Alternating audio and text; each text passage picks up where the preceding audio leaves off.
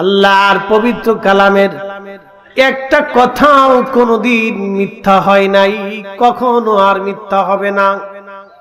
আমার রব বলে দিয়েছেন লা তাবদীলা কালিমাতিল্লাহ। আমি রব যেটা বলেছি আমার কালামের আর কোনো পরিবর্তন নাই, পরিবর্তন নাই, সংযোজন নাই, বিয়োজন নাই, কিছুই নাই। আমি যাহা বলেছি তাহাই ঠিক। বলে কেমন? খুব মনোযোগ দিবেন। 1450 বছর আগে কোরআন শরীফ আল্লাহ বলে দিলেন, হুজুর আপনি উম্মতকে জানান, কুল্লু নাফস, এমন কোন জীবন নাই, দাইকাতুল মউত, ওই জীবনের মৃত্যু না হবে। বর্তমান পৃথিবীতে 4 লক্ষ প্রজাতির জীব এবং জীবন আছে। একটা দুইটা না, 4 লক্ষ প্রজাতির জীব এবং জীবন আছে। আল্লাহু আকবার। এমন কোন জীব নাই তার মৃত্যুর স্বাদ না নিতে হবে। আপনার বাড়ির বিড়াল, আপনার বাড়ির কুকুর, আপনার বাড়ির গরু, আপনার বাড়ির মুরগি, আপনার বাড়ির কবুতর, আপনার পুকুরের মাছ, বনের পশু, আকাশের পাখি, সৃষ্টির মধ্যে যত জীবন আছে সব জীবনকে মরণের স্বাদ নিতে হবে। আল্লাহ বলে দিলেন, হাবিব উম্মতকে জানান, এই মৃত্যু থেকে কেউ পালাইতে পারবে না। 1450 বছর আগে আল্লাহর কোরআনে আল্লাহ যাহা বললেন, 1450 বছর পর্যন্ত একটা সেকেন্ডের জন্য তাহা ভুল হয় নাই। আমার রব আরো বলে দিলেন, হে আমার উম্মত তোমরা শুনে নাও, কুল, হুজুর আপনি বলে দেন, ইন্নাল মাউতাল্লাযী তাফিরুনা মিনহু, নিশ্চয় মানুষেরা এবং অন্যান্য প্রাণীরা সবাই মৃত্যু থেকে পালানোর চেষ্টা করে। অসুস্থ হলে ডাক্তার দেখান, কবিরাজ দেখান, অপারেশন করান, ভারতের ডাক্তার দেখান, তা না হলে সিঙ্গাপুর, তা না হলে আমেরিকা। পৃথিবীর সবচেয়ে বড় ডাক্তার মানুষ দেখায় বেঁচে থাকার জন্য, কিন্তু না না, বাঁচতে পারে না। বিড়াল কুত্তা থেকে পালায়, কুকুর বাঘ থেকে পালায়, আর সর্প বেজি থেকে পালায়, অন্যান্য প্রাণীরা সাপ থেকে পালায়, বাঘ হায়না থেকে পালায়, হায়না বাঘ থেকে পালায়, মহিষ বাঘ থেকে পালায়, মহিষ দেখে অন্য প্রাণী পালায়। সবাই শুধু পালায় পালায় পালায়। আমার রব ডাক দিলেন, হাবিব উম্মতকে জানান, সব মৃত্যু থেকে পালানোর চেষ্টা করে, কিন্তু বলে দেন ফাইন্নাহু মুলাকিকুম, এই মরণ থেকে পালাইতে পারবে না, এই মরণ তার সাথে মোলাকাত করবে। 1450 বছর আগে আল্লাহ কোরআনে এই কথা বললেন। 1450 বছর পর্যন্ত একটা সেকেন্ডের জন্য আল্লাহর এই কথা কখনো মিথ্যা প্রতিপন্ন হয় নাই, এবং কখনো আল্লাহর এই কথা মিথ্যা হবে না। কথা বলেন ঠিক কিনা? হিন্দু সনাতন ধর্মের যারা আছে তাদের একটা বিশ্বাস আছে।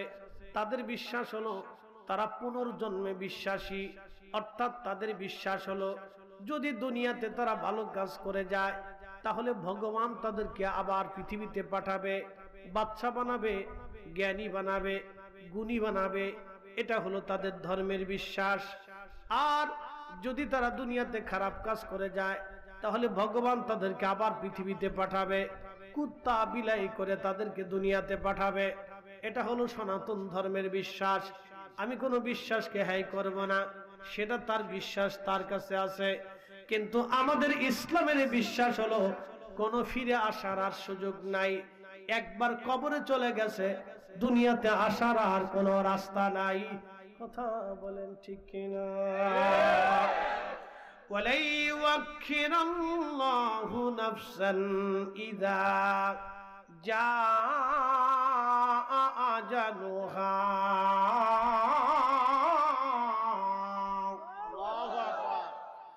আল্লাহ ডাক দিয়ে বলতেছে, হাবিব উম্মতকে জানায় দেন, বুঝায় দেন, হায়াত যদি একবার শেষ হয় পৃথিবীতে থাকার আর কোনো সুযোগ নাই। আর একবার কবরে চলে গেলে আবার আর আসার কোনো সুযোগ নাই। ওই কবরে সর্বপ্রথম নেওয়ার পরে প্রথমত 3টা প্রশ্ন আল্লাহ করবে। মার রাব্বুকা ওয়া মা দীনুকা মা কুনতা তাকুলু ফি হাক্কি হাজার রাজুল। আজকে রাত্রি যদি আপনি মারা যান, আমি যদি মারা যাই, কালকে সন্ধ্যার আগেই আমাদেরকে দাফন করা হবে। বলে কারণ কি? এখন বাজে রাত 8:45, প্রায় 9টা থেকে শুরু করলে আগামীকাল রাত্র 9টা পর্যন্ত 12 ঘন্টা। এখন 9টা, আগামীকাল রাত্র পর্যন্ত 12 ঘন্টা, তারপরের দিন সকাল 9টা পর্যন্ত হয়ে যাবে 24 ঘন্টা। সবার চিন্তা আগামীকাল 9টার ভিতরেই, সন্ধ্যার ভিতরেই আপনাকে দাফন কাফন করা। কারণ 24 ঘন্টা পরে শরীরের ভিতর থেকে গন্ধ আসে, শরীরের ভিতর থেকে দুর্গন্ধ আসে। 24 ঘন্টায় কোনো মানুষের শরীর পচে যায় না। মূলত 24 ঘন্টা পরে পায়খানার রাস্তা দিয়ে একটা পোকা আসে। এই পোকাটা পেটের মধ্যে থাকে। এই পোকাটা এসে সমস্ত শরীরের মধ্যে পোকা ছড়ায় যায়। ছড়ায় যাওয়ার পরে এই পোকা থেকে পচা পচা গন্ধ আসে। 24 ঘন্টা পরে তখন সবাই বলবে, তাড়াতাড়ি আব্দুল আলিমকে কবরে দিয়ে দাও, তাড়াতাড়ি আব্দুল করিম রে কবরে দিয়ে দাও, তাড়াতাড়ি রহিম রে কবরে দিয়ে দাও। কলিজার টুকরো ছেলেটা বলবে, চাচা, মামা, খালু, আব্বার শরীর থেকে পচা গন্ধ আসতেছে, দ্রুত কবরে দিয়ে দেন। প্রাণের বিবি বলবে, স্বামীরে কবরে দিয়ে দেন, গন্ধ সরিয়ে গেছে। আপনি যে দামি খাটের মধ্যে ঘুমাইতেন, যে সুন্দর রুমের মধ্যে ঘুমাইতেন, এই রুম থেকে বের করে আপনাকে উঠানের সামনে নিয়ে একটা খাটিয়ার মধ্যে করে উপরে একটা চাদর দিয়ে আপনাকে ঢেকে রাখা হবে। সবাই শুধু দ্রুত গতিতে কবর খনন চলবে, বাঁশ কাটা শুরু হয়ে যাবে, জানাজার জন্য প্রস্তুতি চলবে, কাফন দাফনের জন্য ব্যবস্থা হতে থাকবে। এ বন্ধু, দুনিয়ার শেষ, একেবারে শেষ, শেষ বিদায়, শেষ বিদায়। আল্লাহ রাব্বুল আলামিনের হাবিব বলতেছেন, আমার উম্মত শুনে যাও, তোমাকে কবরে নামানো হবে। কিন্তু বিজ্ঞানের থিওরি থেকে আপনাকে আজকে বলে দিয়ে যাই, 24 ঘন্টা পরে শরীর থেকে পোকামাকড় বের হইয়া শরীরে পচা গন্ধ বের হতে থাকে। কিন্তু ইসলাম কতটা মজবুত ভালো করে দেখে যান। আমার রাসূল 3 দিন পর্যন্ত ইন্তেকালের পরও মদিনাতুল মুনাওয়ারা আমার নবী হুজরা শরীফের ভিতরে ছিল।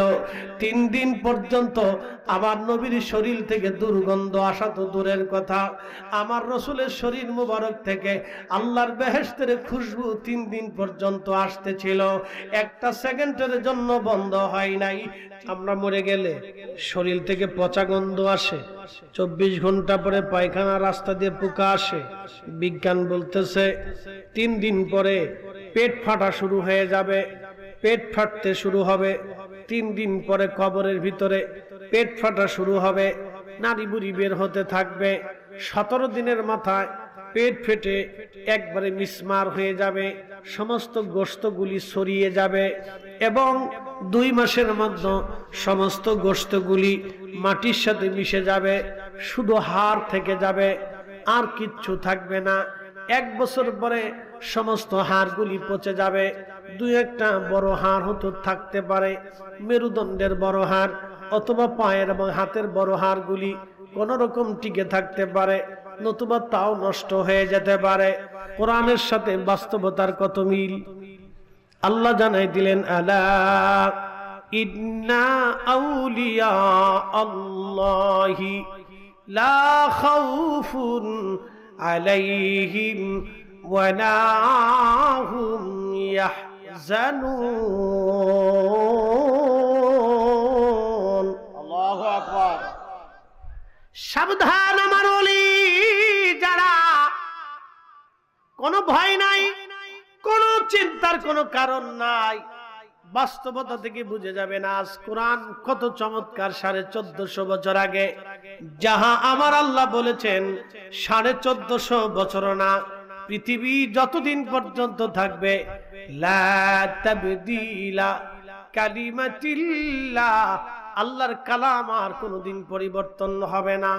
আকাশ ভেঙে যাবে, পৃথিবী পুড়ে যাবে, সাগর শুকিয়ে যাবে, আল্লাহর কালাম কখনো মিথ্যা হবে না, আল্লাহর কোরআনের একটা হরফ কখনো মিথ্যা হবে না, মিথ্যা হবে না। আমার রাসূলের একটা কথাও মিথ্যা হবে না। 1450 বছর আগে আল্লাহর নবী বলে দিলেন, উম্মত রে 30 জন মিথ্যাবাদী নবী বলে দাবি করবে। ঠিকই গোলাম আহমদ কাদিয়ানীর মাধ্যমে 30 জন মিথ্যাবাদী হয়ে গেছে। 1450 বছর আগে রাহমাতুল লিল আলামিন আমার নবীজি বললেন, ও আমার উম্মত, কিয়ামতের আগে পৃথিবীতে ইসলামী রাষ্ট্রের কোনো অস্তিত্ব থাকবে না। ঠিকই এক সময় পৃথিবীতে ইসলামী কোন শাসন ব্যবস্থা সারা পৃথিবীর কোথাও খুঁজে পাওয়া যাবে না। আল্লাহর নবী বলেছিলেন, আমার মরুভূমির দেশ আরব দেশ সবুজে পরিণত হয়ে যাবে, ঘন ঘন বৃষ্টি নামতে থাকবে, প্রচুর বৃষ্টিপাতে আরব সবুজ হয়ে যাবে। ঠিকই তাই, আরবে প্রচুর বৃষ্টিপাত বেড়ে গেছে আর আরব সবুজ হতে শুরু করেছে। বাংলাদেশের বৃষ্টিপাত কমে গেছে, বাংলাদেশে গরম বেড়ে গেছে। গরম বাড়ছে কেন জানেন? আমাদের গরম গরম পাপের কারণে। পৃথিবীতে গজব কখন আসে জানেন? যখন ন্যায় বিচার উঠে যায়। বলে হুজুর কারণ কি? আদালতে যাবেন, কয়টা ন্যায় বিচার হয় আপনি বুঝেন? সব টেবিলের নিচ দিয়ে মেরিয়ে দেয়। উচিত কথা বললে ফরিদি সব পচা হয়ে যাবে, এই লোকটা ভালো হবে না। আমরা হুজুররা তো অনেক সময় ভালো হই না, বুঝছেন না? ভালো কথা বললে অনেকে বেজার হয়ে যায়। কয়টা আদালতে ঠিক মতো বিচার হয় বলে? কয়টা তদন্ত ঠিক মতো হয় বলে?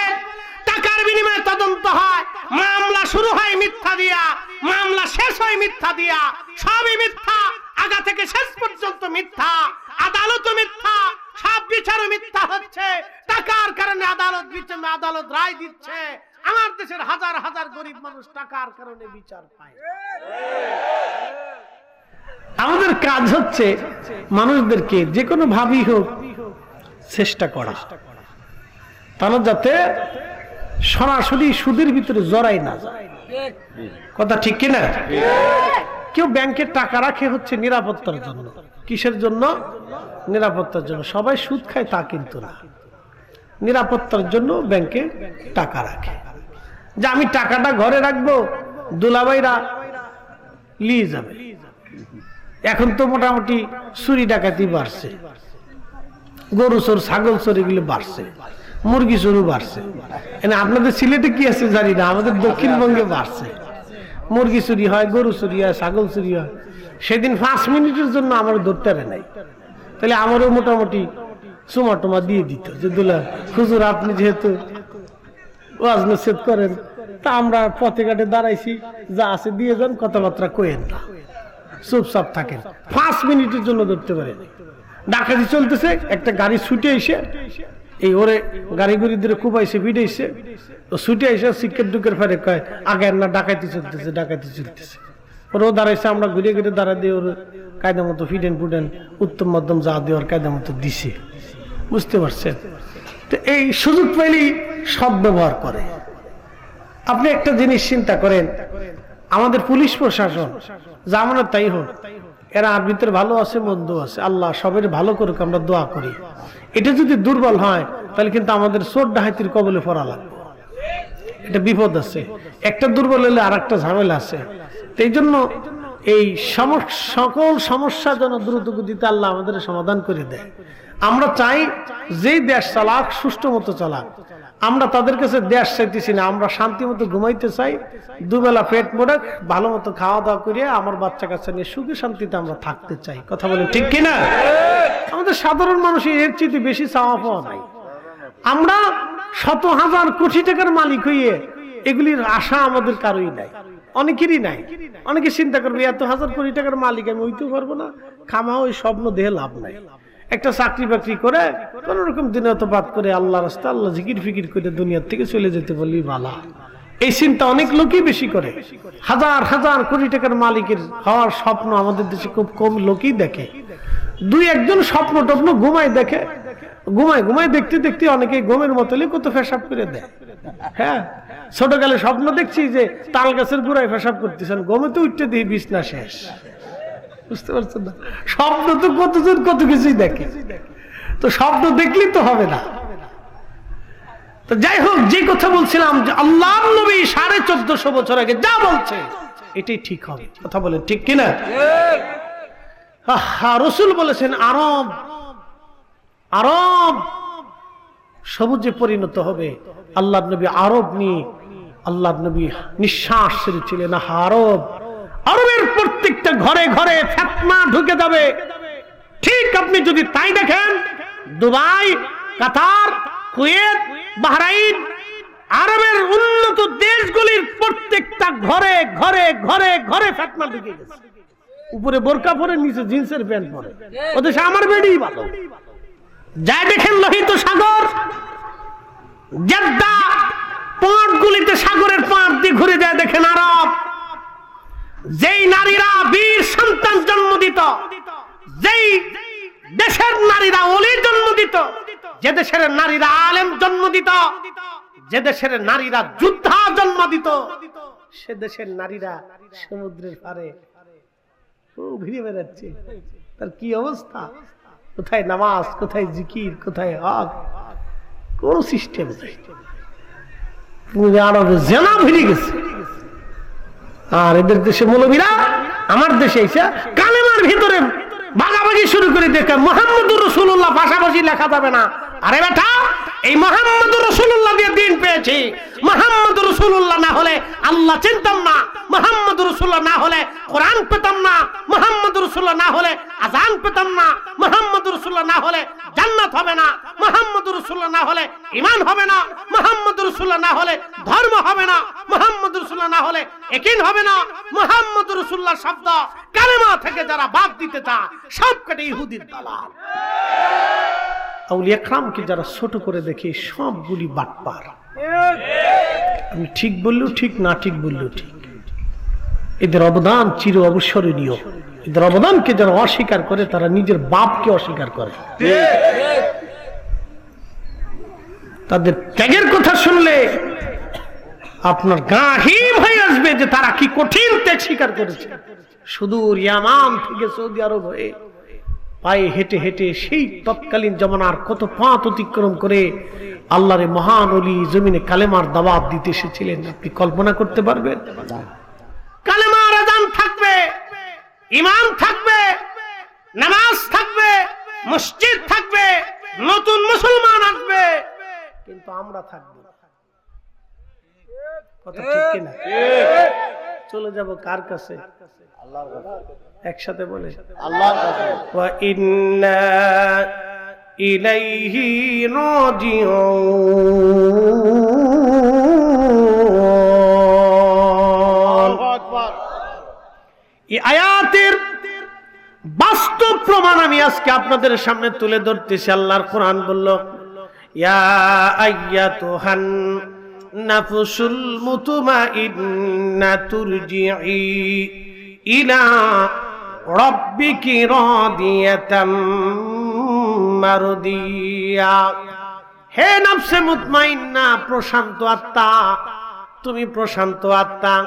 নামাজ ছেড়ে দাও নাই, রোজা ছেড়ে দাও নাই, জিকির ছেড়ে দাও নাই, হজ ছেড়ে দাও নাই, যাকাত ছেড়ে দাও নাই, হালাল খেয়েছো, অন্যায় করো নাই, জুলুম করো নাই, ন্যায় বিচার করেছো, ভালো রাস্তায় চলেছো।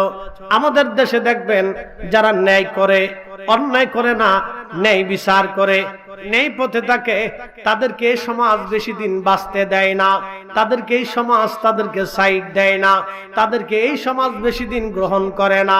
কি কথা কন না কেন? আমার দেশের যারা ভালো রাস্তায় পথে ভালো মতো চলে তাদেরকে সমাজ বলে বোকা, বলে ও বোকা শোকা, ও সাদা সিধা, ও বুঝে না। যেটা সিটার বাটপারি, যেটা সিটার বাটপারি করে আমাদের সমাজ তাকে বলে বিরাট চালাক।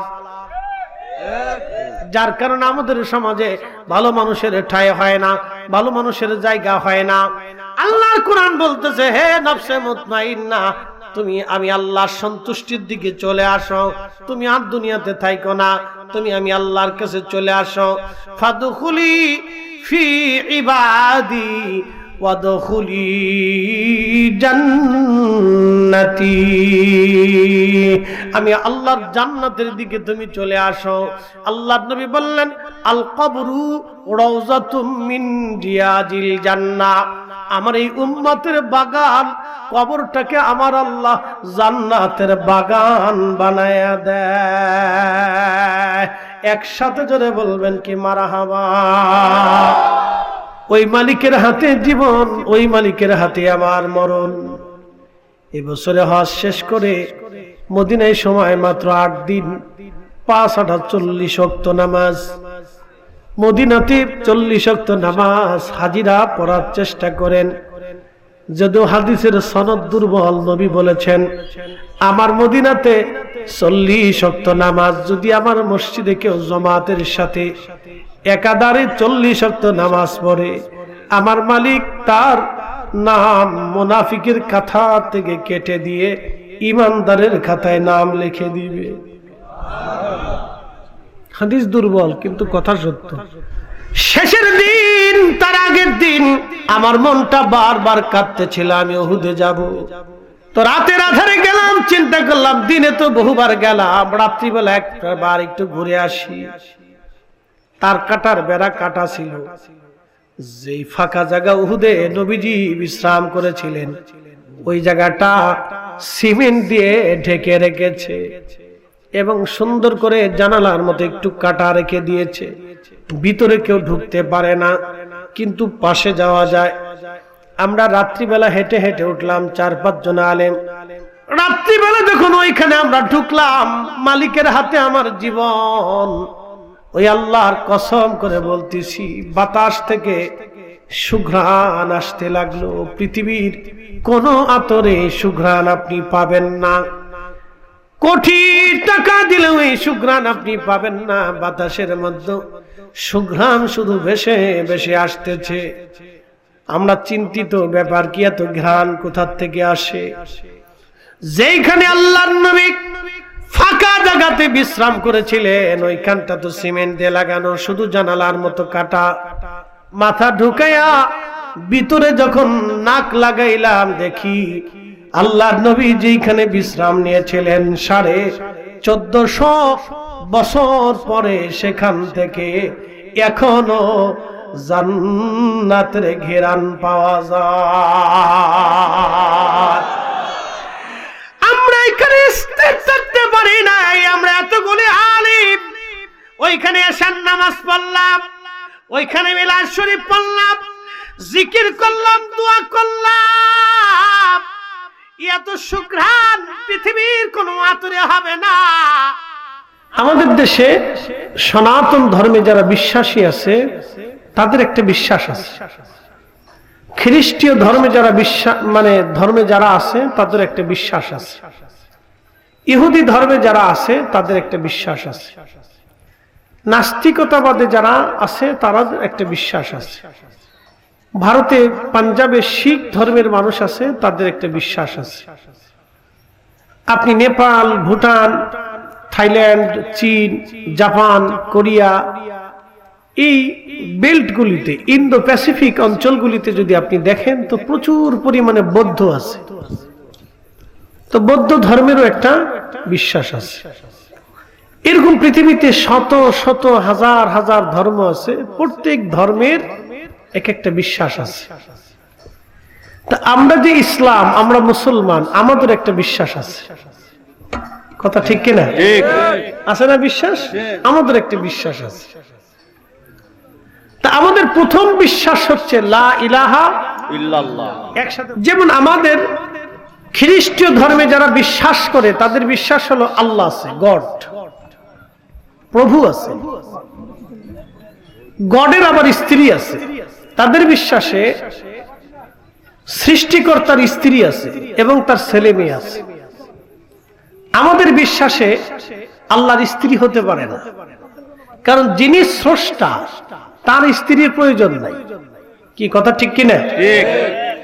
যৌবন সৃষ্টি করছে কে? আল্লাহ। একসাথে বলেন, কে? আল্লাহ। আমাদের এই যৌবিক চাহিদাটা, এটা সৃষ্টি করছে কে? আল্লাহ। আল্লাহ। যিনি যৌবন সৃষ্টি করলেন, যৌবিক চাহিদা সৃষ্টি করলেন, তার জন্য আমার স্ত্রীর কোনো প্রয়োজন নাই। তো নিজেই স্রষ্টা, আল্লাহর স্ত্রীর প্রয়োজন নাই। কোটি কোটি আদম, কোটি কোটি জিন, কোটি কোটি ফেরেশতা, কোটি কোটি জীব যিনি সৃষ্টি করলেন, তার ছেলে সন্তানের প্রয়োজন নেই। লাম ইয়ালিদ ওয়া লাম ইউলাদ, তিনি জন্ম নেন না, জন্ম দেন না, তিনি সৃষ্টি করেন। আমি কোন ধর্মকে খাটো করে কথা বলি না, এটা আমার আদতের বাইরে। আমার হিন্দু ভাইরা আমাদের দেশে আছে, খ্রিস্টীয় ভাইরা আছে, ইহুদি ধর্মের আছে, শিখ ধর্মের আছে, নাস্তিক আছে, সব ধর্মের বসবাস আমাদের দেশে কম বেশি আছে। যারা সনাতন ধর্মের আছে তার একটা বিশ্বাস সে বেঁচে আছে, তাকে মন্দ বলার আমার কিছু নাই। যদি আল্লাহ তাকে আমাদের দিকে কখনো নিয়ে আসেন, সেটা আল্লাহর ইচ্ছা, জোর করে আনার কি কোনো সুযোগ আমাদের নাই। লা ইলাহা ইল্লাল্লাহ, আল্লাহ ছাড়া কোনো মালিক নাই। একসাথে বলেন, মালিক নাই, খালিক নাই, রব নাই, স্রষ্টা নাই। তিনি একসাথে, একটু অ্যাটেনশন, মনোযোগ দিয়ে এই কথাটা খুব মনোযোগ দিবেন, একসাথে ষষ্ঠ আসমান, সপ্ত জমিন, ভূমণ্ডল এবং নভমণ্ডল, তাম সৃষ্টির মধ্যে যত সৃষ্টি আছে, গ্রহ, নক্ষত্র, সূর্য, তারা, চাঁদ, পৃথিবীতে 4 লক্ষ প্রজাতির জীব এবং জীবন আছে, তাদের একসাথে খামার, দাবার, চাল, চলন, অক্সিজেন, হাইড্রোজেন, নাইট্রোজেন, আগুন, পানি, বাতাস, আবহাওয়া, বৃষ্টি, একবারে মাটির ভিতর থেকে একটা গাছের বীজ অঙ্কুরিত, তার শিকড়, তার পানি, তার খাবার, তার হায়াত, তার ফল, তার ফ্রুট, তার স্বাদ, তার লজ্জত, আপনার জিহ্বা, আপনার জীবন, আপনার সুস্থতা, অসুস্থতা, সব একসাথে যিনি, এক মুহূর্তে যিনি, একইভাবে যিনি, সুনির্দিষ্টভাবে যিনি নিয়ন্ত্রণ করেন, তিনি সেই আল্লাহ, তিনি আমাদের রব। একসাথে বলেন আল্লাহু আকবার। কোন সন্দেহ নাই।